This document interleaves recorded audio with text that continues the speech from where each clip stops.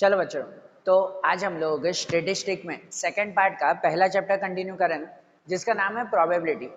देखो, इस चैप्टर में हम लोग एक्सरसाइज 1.4 के सम्स देख रहे थे कि जिनमें हमने क्वेश्चन नंबर 7 तक के सम्स देखे थे। अब क्वेश्चन नंबर 8 से हमारा बाकी है और इसमें मैंने आपको बताया था कि अब जो सम्स है ना वो सब मिक्स क्वेश्चंस हैं, सभी मेथड मिक्स है।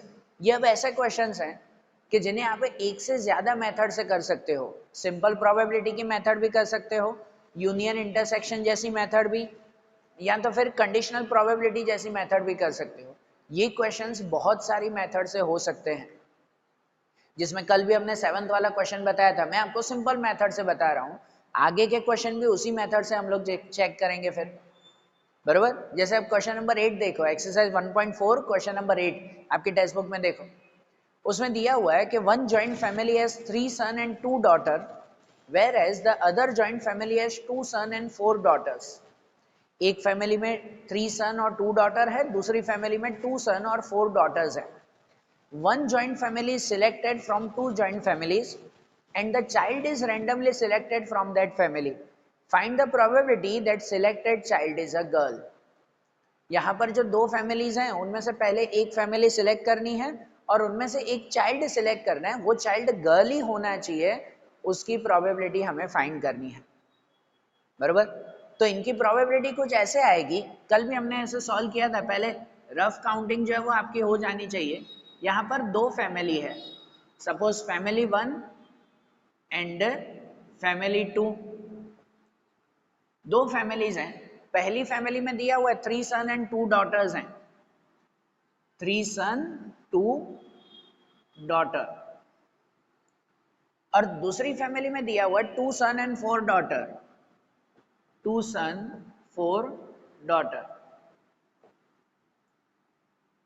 अब इनमें ऐसे दिया हुआ है ना कि हमें पहले एक फैमिली सिलेक्ट करनी है और उनमें से फिर एक चाइल्ड सिलेक्ट करना है, जो चाइल्ड गर्ल हो उसकी प्रोबेबिलिटी हमें फाइंड करनी है। तो यहाँ पर फाइनल प्रोबेबिलिटी सिंपल मेथड से, आप लोग कंडीशनल से या यूनियन इंटरसेक्शन की मेथड से भी कर सकते हो। कंडीशनल से भी इसे बना सकते हैं कि if first family selected then the selected child is girl. पहली फैमिली सिलेक्ट करो तो उसमें गर्ल होनी चाहिए, या फिर दूसरी फैमिली सिलेक्ट करो तो उसमें गर्ल होनी चाहिए। हो सकता है ना कंडीशनल भी। सिंपल से अगर कहें ना तो कुछ ऐसे होगा कि सबसे पहले selection of one family and selected child या selection of a girl child from it, कि भाई या तो पहले फर्स्ट फैमिली सिलेक्ट करें और उसमें से जो है वो सिलेक्टेड चाइल्ड गर्ल होना चाहिए, या फिर और सिलेक्शन ऑफ सेकेंड फैमिली, यहां पर फर्स्ट लिखें कि first family and selection of second family and selection of a girl child from it। ऐसा ही कुछ हुआ ना, यहाँ कंडीशन कुछ ऐसा ही बन रही है ना कि हमें एक फैमिली सिलेक्ट करनी है और उसमें से एक चाइल्ड सिलेक्ट करना है जो गर्ल ही हो। तो प्रोबेबिलिटी कुछ ऐसे बनेगी, या तो पहली फैमिली सिलेक्ट करो एंड उसमें से एक गर्ल को सिलेक्ट करो, या फिर दूसरी फैमिली सिलेक्ट करो एंड उसमें से एक गर्ल को सिलेक्ट करो। ये कंडीशन ना, और ऐसी कंडीशन, ये पहले रफ वर्क आपके माइंड में क्लियर हो जाए ना तो एक सिंपल मेथड किया करो। कल भी बताया था कि यहाँ पर एंड और वाले जितने भी इवेंट्स है ना उनको ए बी सी डी करके अलग अलग इवेंट पहले दे दो। Event A selection of first family, event B selection of girl child from it, बराबर ना। Event C selection of second family and event D selection of girl child from it. Event A B C D पहले 4 अलग अलग probability ढूंढ लेंगे, फिर and और का सॉल्यूशन। एंड मतलब मल्टीप्लाई कर देंगे और मतलब प्लस कर देंगे, ठीक है। इतना लॉजिक ध्यान रखो, फिर पूरा सम इसके ऊपर ही बनेगा, बरोबर ना, समझना। अब तो अब पहले यहाँ पर जो है वो सम के लिए पहले टोटल लिख दें। पहले टोटल क्या क्या है वो लिख देंगे कि there are total 2 families, 2 families है ना, और उनमें से कि there are total 5 children 5 children जिनमें से 3 son 2 daughter in first family. बराबर है कि भाई टोटल 2 फैमिलीज हैं, उनमें से फर्स्ट फैमिली में 5 चिल्ड्रन है ना, 3 और 2, 3 सन एंड 2 डॉटर, और वैसे ही सेकंड में है 6 है सेकंड में। तो देयर आर टोटल 6 चिल्ड्रन, जिन 6 चिल्ड्रन में 2 son and 4 daughter in second family. बराबर ना, ये लिख दें। अब हम लोग जो है वो एक एक करके इवेंट फाइंड करें कि ये 4 इवेंट ढूंढना है ना, इन चारों को जो है वो एक एक नाम दे दो, A B C D। एकदम सिंपल और एकदम क्लियर हो जाएगा। भाई पहले event A, selection of first family. तो यहां पर इवेंट A लिखेंगे सिलेक्शन ऑफ फर्स्ट फैमिली, और इसकी प्रोबेबिलिटी PA करके लिख दिया जाएगा प्रोबेबिलिटी। तो देखो टोटल कितनी फैमिलीज हैं, 2 फैमिलीज हैं ना टोटल, और उनमें से पहली फैमिली सिलेक्ट करनी हो तो क्या आएगा 1/2। 2 फैमिलीज हैं और उसमें से पहली फैमिली सिलेक्ट करें तो उसका 1 और अपॉन में टोटल 2 फैमिलीज। प्रोबेबिलिटी का सिंपल रूल है, ऊपर जितना फाइंड करना और अपॉन में टोटल फैमिली के हिसाब से टोटल 2 फैमिलीज हैं। बराबर, सिलेक्शन ऑफ फर्स्ट फैमिली उसकी प्रोबेबिलिटी आ जाएगी 1/2। फिर इवेंट बी कहें, इवेंट बी ये लिखें कि selection of girl child from it मतलब फर्स्ट फैमिली में से। तो यहां पर आ जाएगा कि selection of girl child from first family, कि पहली फैमिली में से गर्ल चाइल्ड सेलेक्ट करना है तो उसकी प्रोबेबिलिटी कितनी आ जाएगी, डायरेक्ट आंसर लिखें। तो पहली फैमिली में टोटल कितने चिल्ड्रन हैं 5, और उसमें से गर्ल सिलेक्ट करना, तो गर्ल कितनी है, डॉटर्स कितनी है 2 ना, तो मतलब कि उसमें आएगा 2 और अपॉन में 5, 2/5, ये इसका आंसर। ठीक है, फिर इवेंट सी कहेंगे। इवेंट सी, वो इवेंट सी इसे मानेंगे सिलेक्शन ऑफ सेकंड फैमिली, उसे कहें सिलेक्शन ऑफ सेकंड फैमिली। तो सेकंड फैमिली अगर सिलेक्ट करें तो उसकी प्रोबेबिलिटी क्या आएगी, PC। क्या आएगी उसकी प्रोबेबिलिटी, तो सेकंड फैमिली में भी टोटल 2 फैमिलीज हैं और उसमें सेकंड फैमिली सिलेक्ट करो तो सेकंड तो एक ही है ना, 1/2। सेकंड फैमिली सिलेक्ट करना वो तो एक ही फैमिली है, तो मतलब 2 में से एक फैमिली सिलेक्ट करना, ये इसका आंसर इवेंट सी का। बरोबर ना। एंड फिर इवेंट डी ढूंढेंगे कि selection of a girl child from it, second family में से गर्ल चाइल्ड सिलेक्ट करना, selection of a girl child from second family.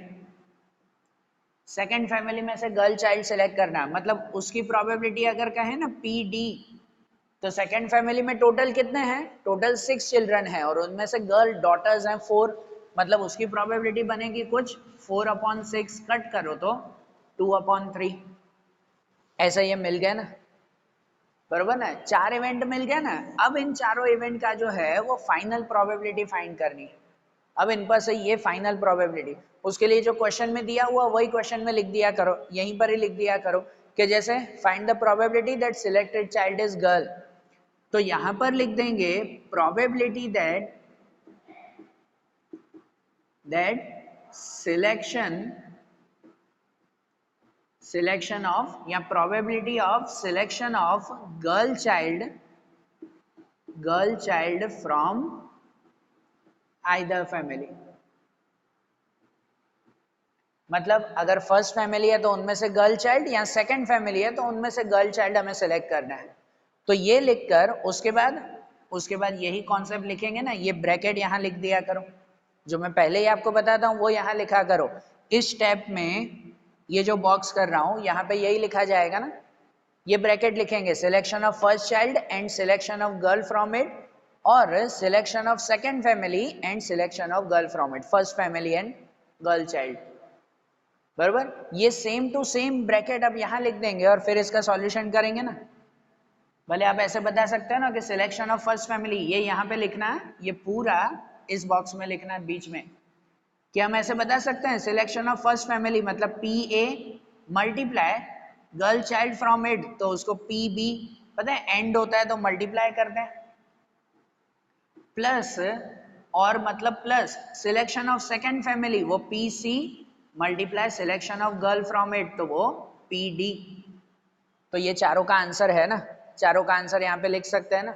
ये न भी लिखो, डायरेक्ट मल्टीप्लाई एंड प्लस करो तो भी ठीक है, कि जैसे P A selection of first family, उसका आंसर क्या था 1/2 मल्टीप्लाई पी बी, कि भाई उनमें से गर्ल को सिलेक्ट करना, उसका आंसर 2/5 प्लस दूसरे में सेकेंड फैमिली सिलेक्ट करना वो 1/2 मल्टीप्लाई उनमें से जो है वो गर्ल सिलेक्ट करना वो 2/3।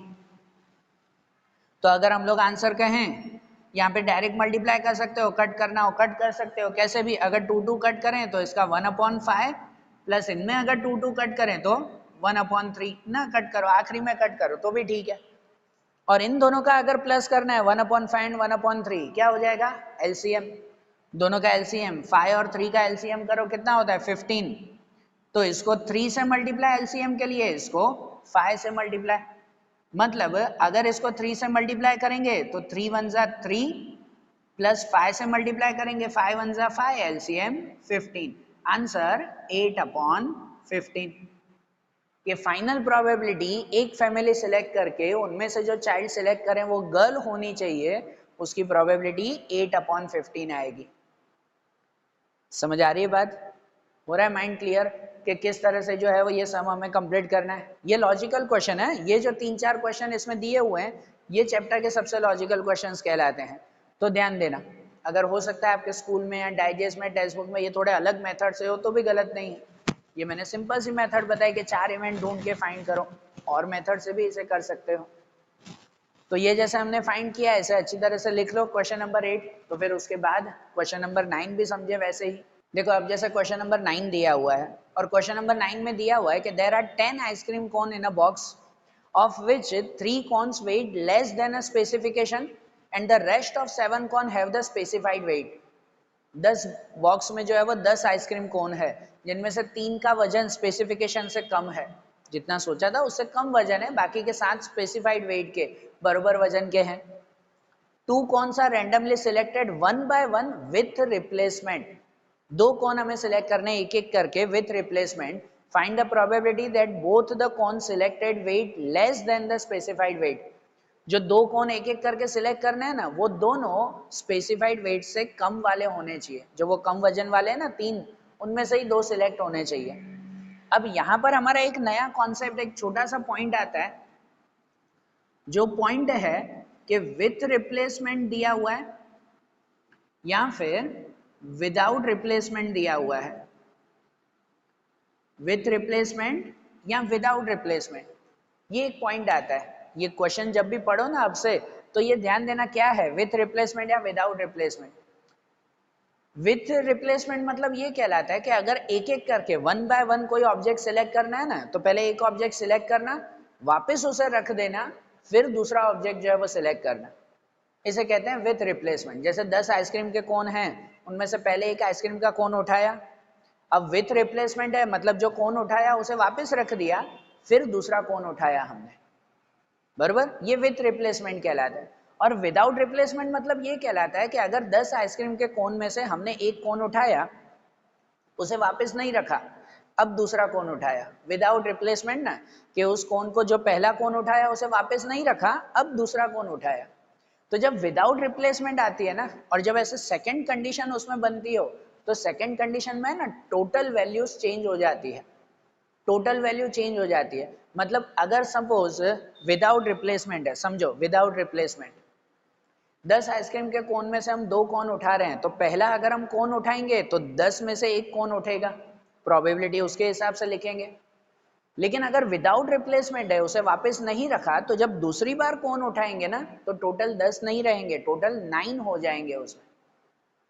सिंपल सी बात है ना, दूसरी बार में 9 हो जाएंगे ना, बराबर ना। टोटल वैल्यू जो अपॉन में टोटल नंबर लिखते हैं वो चेंज हो जाएगा विदाउट रिप्लेसमेंट में। विथ रिप्लेसमेंट में कोई चेंज नहीं होता। पहले एक आइसक्रीम का कोन उठाया, 10 में से एक, उसे वापस रख दिया, दूसरी बार एक आइसक्रीम का कोन उठाया तो भी तो 10 में से ही एक ना, वो पहला वाला वापस ही रखा है हमने। समझ आ रहा है? तो ये क्वेश्चन जब भी हो विथ या विदाउट रिप्लेसमेंट ध्यान देना, विथ रिप्लेसमेंट हो तो कोई चिंता ही नहीं है, तो किसी में कोई फर्क नहीं करते, विदाउट रिप्लेसमेंट हो तो ध्यान देते हैं हम लोग। अब जैसे ये 9th वाला क्वेश्चन है, उसमें 10 में से जो है वो एक एक करके 2 कोन उठाने हैं, दोनों कम वजन वाले होने चाहिए, बराबर। मतलब इसकी कोई फाइनल प्रोबेबिलिटी ऐसे बन सकती है ना, हम ऐसे लिख सकते हैं कि selection of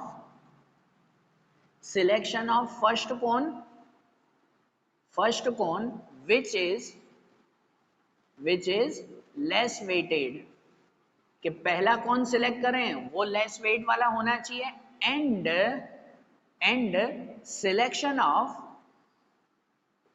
selection of second coin which is less weighted, दूसरा कौन भी जो है वो लेस वेटेड होना चाहिए। फाइनल प्रोबेबिलिटी कुछ ऐसे बनेगी ना, बराबर ना। और इसमें 2 ही इवेंट आ रहे हैं, 4 इवेंट नहीं, इसमें कोई ऐसा नहीं होगा सिलेक्शन ऑफ फर्स्ट कौन और सेकंड कौन उसकी अलग अलग प्रोबेबिलिटी। वो तो इससे पहले वाला जो हमने क्वेश्चन किया उसमें 2 फैमिलीज थी, तो इसलिए उसमें अलग बताना पड़ा कि पहले सिलेक्शन ऑफ फर्स्ट फैमिली फिर सिलेक्शन ऑफ सेकंड फैमिली, ऐसे। इसमें तो एक ही बॉक्स में से उठाना है ना हमें 10 आइसक्रीम में से, तो पहली आइसक्रीम उठाएंगे जो कम वजन वाली हो, एंड फिर दूसरी आइसक्रीम उठाएंगे वो कम वजन वाली होनी चाहिए, एक एक करके 1 बाय 1 है। तो इसका इवेंट एंड इसका इवेंट, समझ रहे हो? तो मतलब इसमें भी सिंपल ही करो कि इसे इवेंट ए मानो, इसे इवेंट बी मानो, और एंड मतलब फिर दोनों का मल्टीप्लाई। समझ आ रहा है? सिंपल सा इसमें बनाएंगे तो पहले यहां पे लिख देंगे कि there are total 10 ice cream cone,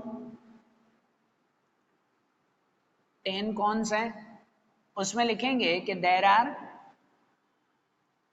3 cones which is less weighted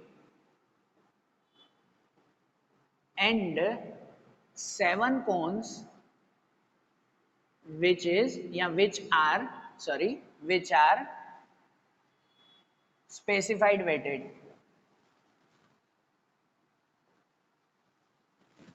ऐसे दिए हुए ना, 10 में से 3 जो है वो कम वजन वाले और 7 बरोबर हैं। अब उनमें से हम लोग इवेंट बनाए, अब इवेंट बनाए जैसे कि इवेंट ए, तो इवेंट ए में वही लिखेंगे कि पहला कौन सिलेक्ट करो जो कम वजन वाला होना चाहिए, तो सिलेक्शन ऑफ फर्स्ट कौन, एक एक करके उठाना है ना 1 बाय 1, इसलिए फर्स्ट एंड सेकंड कौन बता रहे हैं कि selection of first coin which is less weighted, जो कम वजन वाला होना चाहिए। तो फर्स्ट कौन मतलब उसकी अगर हम प्रोबेबिलिटी लिख दें पी ए, तो फर्स्ट कौन मतलब कौन तो एक ही उठाना है ना, एक ही उठाना है जो कम वजन वाला होना चाहिए। तो कम वजन वाले कितने हैं? 3 है, और 3 और टोटल कितने हैं? 10। मतलब उसका आंसर क्या आ जाएगा कि उसे 3 में से ही एक उठाना है ना, बराबर ना, 3/10, टोटल 10 हैं और कम वजन वाला सिलेक्ट करना है तो कम वजन वाले 3 हैं। जैसे पहले हम लोग वो डॉटर एंड सन में से डॉटर सिलेक्ट कर रहे थे, तो डॉटर और अपॉन में टोटल फैमिली मेंबर्स लिख रहे थे ना। यहाँ पर भी लेस वेटेड है तो लेस वेटेड वाले 3 और अपॉन में टोटल आइसक्रीम कौन है 10, इवेंट ए। इवेंट बी भी वैसा ही बताएंगे, इवेंट बी उसमें भी सिलेक्शन ऑफ सेकेंड कौन, अब दूसरा कौन उठा रहे हैं विच is less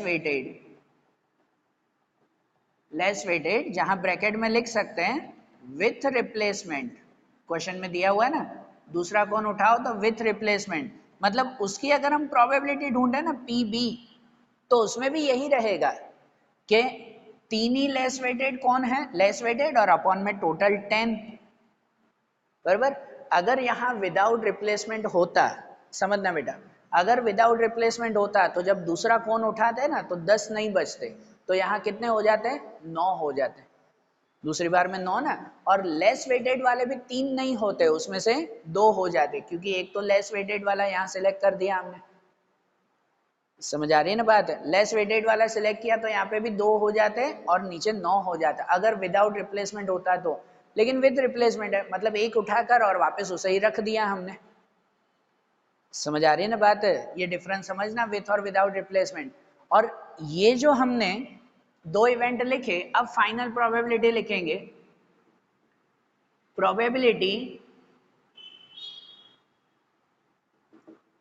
probability of selection of ice cream cone one by one which are less weighted। कि हमें आइसक्रीम कौन सिलेक्ट करना है एक एक करके जो लेस वेटेड होना चाहिए, बराबर। तो उसके बाद यहाँ पर फिर से यही कंडीशन लिखेंगे ना जो मैंने वहां पे लिखी है रफ में, पहले यहीं पे है ना। इसे मैं रफ में इसलिए बताता हूँ कि भाई पहले माइंड क्लियर हो जाए, हमें इवेंट कौन कौन से ढूंढने हैं तो आसान रहता है। अब ये जो माइंड क्लियर करने के लिए भले रफ में लिखा, लेकिन उसे फिर यहाँ बताएंगे ना कि एक एक करके अगर सिलेक्ट करना है तो पहले selection of first coin which is less weighted and selection of second coin which is less weighted. मतलब उसमें हो जाएगा P A multiply P B, and मतलब मल्टीप्लाई ना दोनों का, और P A multiply P B मतलब पी ए का आंसर 3/10 मल्टीप्लाई पी बी का आंसर भी 3/10। तो 3/10 और 3/10 कितना हो जाएगा 9/100। ये मिल गई फाइनल प्रोबेबिलिटी, बराबर ना, सिंपल ना। ये इवेंट क्लियर हो जाए तो हमारे लिए ये सिंपल हो जाता है ना इवेंट्स फाइंड करना। ध्यान आ रहा है ना सम, बराबर। इसे अच्छी तरह से लिखो। तो इसके बाद 10th वाला ध्यान दो, 10th वाला भी सेम वैसे ही करना है हमें, समझना उनमें। देखो बेटा, अब जैसे 10th वाला क्वेश्चन है उसमें दिया हुआ है कि there are 10 CDs in a CD rack in which 6 are action film CD and 4 are drama film CD. 2 CDs are randomly selected one by one without replacement from this box. अब इसमें से without replacement करना है हमें। Find the probability that first selected is of action film and the second CD is of drama film. एक एक करके 2 CD हमें उठानी है ना, तो पहला जो है वो एक्शन फिल्म का होना चाहिए और दूसरी CD ड्रामा फिल्म की होनी चाहिए। मतलब इसमें अगर हम लोग फाइनल प्रोबेबिलिटी का है ना, वही पहले अगर रफ में क्लियर हो जाए तो कुछ ऐसे होगा कि सिलेक्शन ऑफ फर्स्ट सीडी, पहली सीडी सिलेक्ट करें which is of action film, जो एक्शन फिल्म की होनी चाहिए, एंड फिर दूसरी कंडीशन कि selection of second CD which is of drama film, बराबर ना।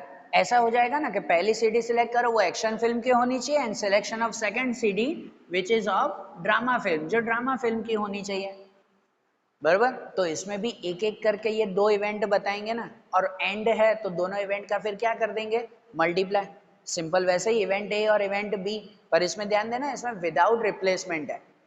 मतलब अगर हम लोग पहले इसमें मेंशन कर देना कि there are total 10 CDs, 10 CDs हैं जिसमें से कि there are 6 action film CDs and 4 drama film CDs, बराबर। 6 एक्शन फिल्म की है और 4 ड्रामा फिल्म की है, ऐसा ही दिया हुआ है।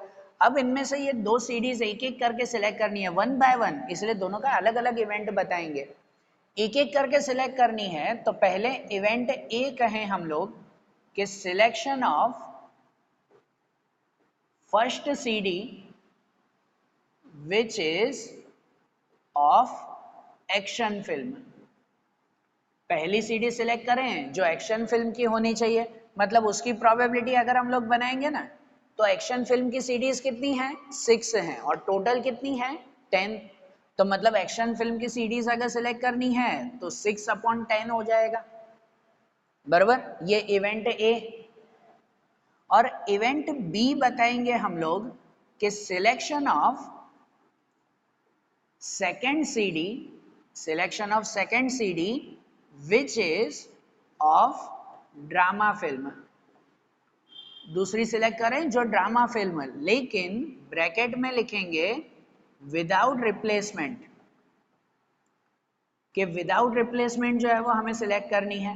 तो विदाउट रिप्लेसमेंट अगर हम लोग सिलेक्ट करें ना, तो इसका मतलब ये जो प्रोबेबिलिटी ऑफ इवेंट बी कहें हम लोग, कि देखो पहले टोटल 10 थी, उसमें से एक सीडी हमने जब सिलेक्ट की ना तो उसे वापस रखी नहीं, वापस नहीं रखी, तो वापस नहीं रखी मतलब अब 10 नहीं, दूसरी बार के लिए कितने हो गए, 9 हो गए, 9 हो गए ना। और सिलेक्ट कौन सा करना है, ड्रामा फिल्म, तो ड्रामा फिल्म तो 4 ही रहेगी ना, क्योंकि जब पहली बार में हमने उठाया तो पहली बार में एक्शन फिल्म उठाई, तो एक्शन फिल्म में 6 में से 5 हो गई, ड्रामा फिल्म तो 4 ही है ना, बराबर। जो एक सीडी हमने उठाई है वो एक्शन फिल्म की, मतलब 6 में से 5 हो गई, तो टोटल 9 हो गए उसमें, ड्रामा फिल्म तो 4 ही है ना।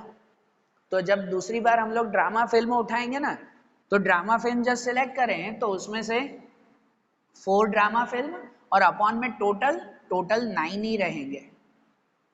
समझ आ रही है बात, ये विदाउट रिप्लेसमेंट, क्योंकि एक वापस नहीं रखा था, तो अब टोटल 9, ये ध्यान रखना। अब ये इवेंट ए और बी मिल गए, तो फाइनल प्रोबेबिलिटी हम लोग ढूंढें कि प्रोबेबिलिटी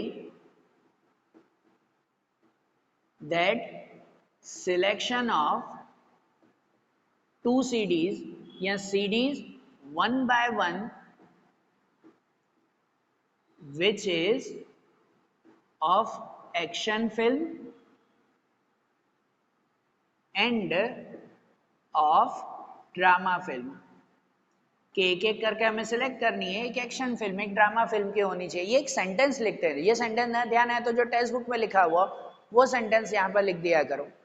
और उसके बाद ये प्रोबेबिलिटी, मतलब ये ब्रैकेट, यहाँ पर मैं सिर्फ ब्रैकेट बना रहा हूँ, उसमें ये कंडीशन लिखते हैं कि हाँ भाई फर्स्ट सीडी सिलेक्ट की वो action film, second CD select की वो ड्रामा फिल्म, जिसमें कह सकते हैं कि PA मल्टीप्लाई PB, एंड मतलब मल्टीप्लाई ना दोनों का, PA का आंसर 6/10 मल्टीप्लाई PB का आंसर 4/9।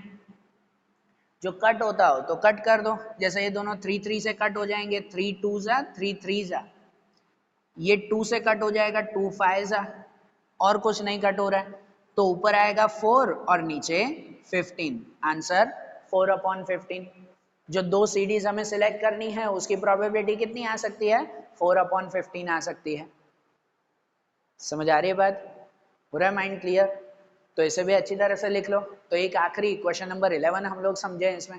देखो अब जैसे क्वेश्चन नंबर 11 दिया हुआ है, इसमें है कि if 2 balanced dice are thrown then find the probability that at least 1 die shows number 5, और सेकंड फाइंड करना है the first die shows number 5 and और 6 and the other die shows even number, बराबर। अब यहाँ देखो, यहाँ पर भी सबसे पहले तो दिया हुआ है कि 2 balance dice are thrown, 2 dice चलाते हैं तो टोटल आउटकम तो पहले कितने मिल जाते हैं, 36, यही मिलता है ना। 2 डाइस अगर चला रहे हैं तो टोटल ये 36 आउटकम, ये तो लिखना ही है। और उसके साथ फिर मेंशन है यहाँ पर कि जो 2 इवेंट, 2 अलग अलग ढूंढने हैं। पहला है एटलीस्ट 1 डाइस शोज नंबर 5। अब समझो बेटा, इसे भी अलग अलग मेथड से हम लोग कर सकते हैं।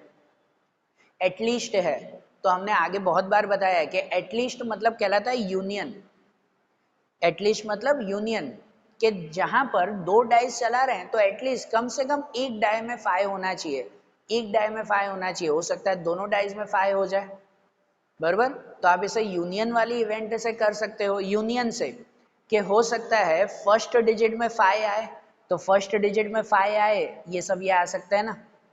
हो सकता है सेकंड डिजिट में 5 हो, तो ये सेकंड डिजिट में 5 पीछे 5 आए, ये सब नंबर हैं। या हो सकता है दोनों में हो, एटलीस्ट कम से कम एक में, तो हो सकता है फर्स्ट में हो सकता है सेकंड में हो, या हो सकता है दोनों में हो, दोनों में ये आता है ना। तो बताए फिर वो यूनियन वाली फॉर्मूला आती है, PA union B equal to PA plus PB minus A intersection B।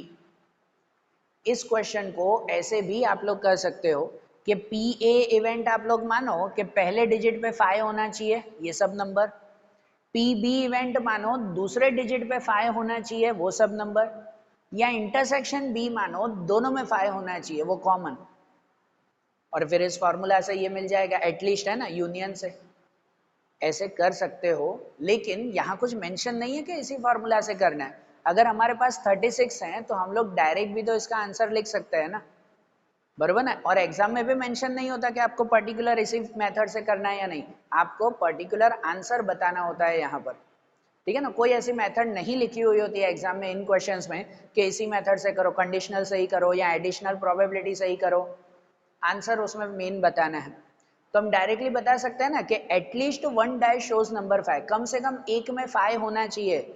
तो उसमें टोटल ये 11 नंबर आते हैं ना, कम से कम एक में, हो सकता है दोनों में हो, तो एक एक में 5 आता हो। ऐसे सब कितने नंबर्स हैं, ये 11 नंबर हैं, ये 6 और यहाँ पे ये रिपीट हो रहा है तो बाकी के 5, टोटल 11। तो डायरेक्ट आंसर लिख सकते हैं ना कि 11/36। इससे करोगे पूरा आंसर तो भी 11/36 ही मिलेगा आपको, बराबर। आपको जैसे भी करना हो, ऐसे बताओ तो भी करेक्ट है, डायरेक्टली बताओ तो भी करेक्ट है, कोई मेथड तो मेंशन है नहीं।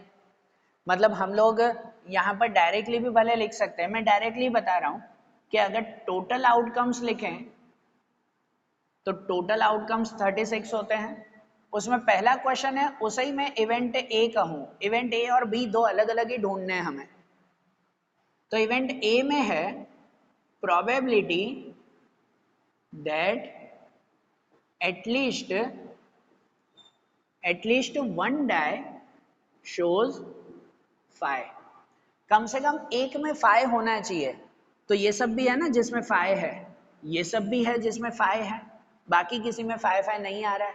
तो ऐसे टोटल कितने नंबर हो रहे हैं, तो टोटल 36 में से 11 नंबर्स वो हो रहे हैं ना जिसमें 5 आ रहा है। तो हम डायरेक्ट उसका आंसर लिख सकते हैं ना। अगर वैसे लिखना हो तो ऐसे लिख सकते हो कि चलो n = 36, तो यहाँ उसके आंसर n = m हो जाएगा 11, बराबर। 11 जहां पर वो मेंशन करना कि कौन कौन से 11 हुए, तो ये सब नंबर 1 5, फिर जो है वो 2 5, 3 5, 4 5, 5 5, 6 5, या तो ये 5 वाले नंबर 5 1, 5 2, 5 3, 5 4, 5 5 तो आ गया, 5 6। तो ये टोटल कितने हुए, टोटल पॉसिबल आउटकम m = 11, और m = 11 तो उसकी प्रोबेबिलिटी आ जाएगी PA = 11/36। पहले का आंसर डायरेक्ट, पता है पहली एक्सरसाइज, पहली दूसरी एक्सरसाइज जब हम लोग फाइंड करते थे तो ऐसे ही ढूंढते थे ना, कर सकते हैं ना इसको ऐसे भी, बराबर ना। इससे करो तो भी ठीक है, मेथड से डायरेक्ट आंसर लिखो तो भी ठीक है। और ऐसे ही दूसरा भी इवेंट है कि the first die shows number 5 और 6 and the other die shows even number. पहले पे 5 या तो 6 होना चाहिए, पहले पे 5 या 6, मतलब ये 5 और 6 वाली पूरी लाइन ना पहले पे, दूसरे पे इवन नंबर ही होना चाहिए। मतलब अगर पहले पे 5 तो दूसरे पे इवन, ये 2 आएगा, 1 तो ऑड नंबर हो गया ना फिर। या तो फिर पहले पे 5 और 4 या 5 और 6, ये इवन नंबर ना। या तो पहले पे 6 और 2, या तो 6 और 4, या तो 6 और 6।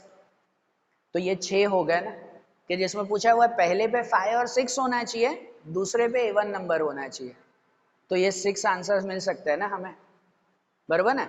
इसे भी आप लोग इस मेथड से कर सकते हो कि इवेंट ए पहले पे 5 और 6 आता हो, इवेंट बी इवन नंबर आते हो, इंटरसेक्शन में जो कॉमन बनता हो वो, बराबर। इस मेथड से भी ये पूरा सम सॉल्व कर सकते हो, या भले डायरेक्टली भी, डायरेक्टली दूसरे को इवेंट बी कह सकते हो आप। Event B probability that first digit shows 5 or 6 and second digit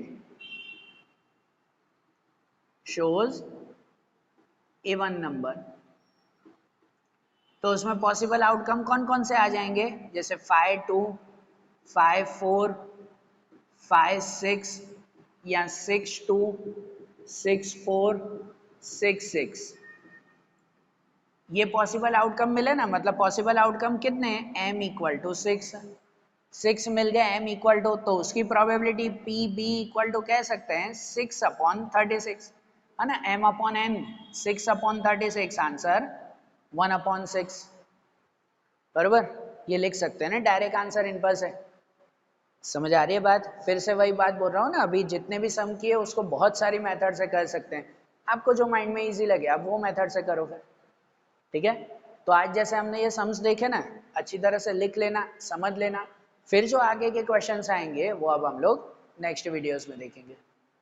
okay, thank you.